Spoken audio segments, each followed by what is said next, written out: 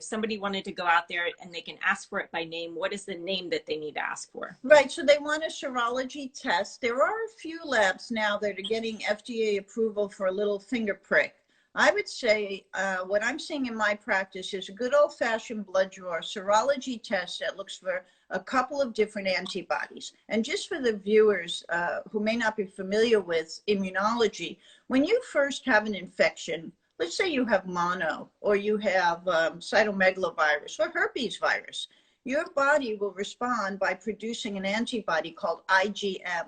M as in Mary. That's your early antibody. So when we say IgM, we say, okay, you've had an exposure that's relatively recent. Can't tell you exactly how recent unless I have a clinical scenario that goes with it. Over time, the healthy immune system will begin to produce a late antibody called IgG. G is in George. So that's your late antibody, which is your protective antibody. And so I think it'd be great for everyone to get antibody testing. You know, in the beginning, I was only testing people who said, you know, I had this really bad infection and I thought it was COVID, so I confirmed it with antibody testing. Now I'm saying we should all know our antibody status because like I'm negative. I have no antibodies to this. So I could tell you that keeps me a little bit more on my toes. Yes, absolutely.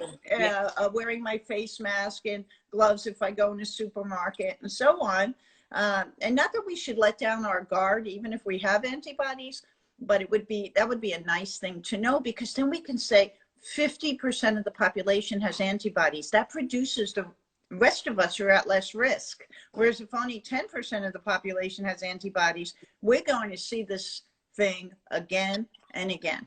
Yeah, that's interesting because we focus so much on the vaccine, but it sounds like the antibody test is actually even more important. I mean, a vaccine is important, but the antibody test is just as important to do in lockstep because we have a sense for how big the problem is and how contained the problem is.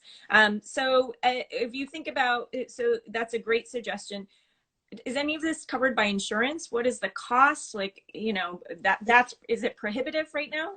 No, I think you have to look at what your insurance policy is. As you know, in the United States, this is a dilemma we have. Everybody has different insurance policies. Many people don't have insurance because they're out of work. Yeah. I think the bigger question is, how do we revamp the entire healthcare system, which financially is close to collapsing? Not to frighten anyone, but it really is.